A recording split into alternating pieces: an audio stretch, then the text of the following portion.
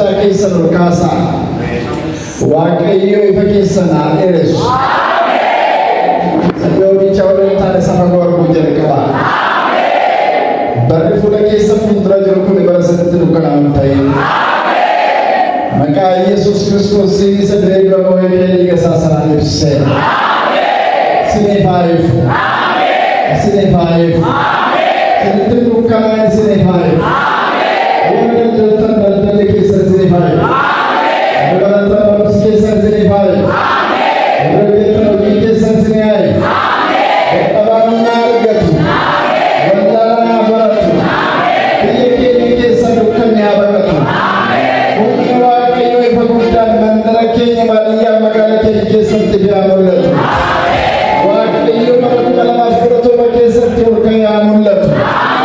Sagaleen Waaqayyo ifa guddaan biyya keenya keessa haa deddeebi'u. Itti milkaa'u. Dadhabbii kee itti milkaa'u. Bara baay'ee gurraan dhageesse amma immoo ijaan arga.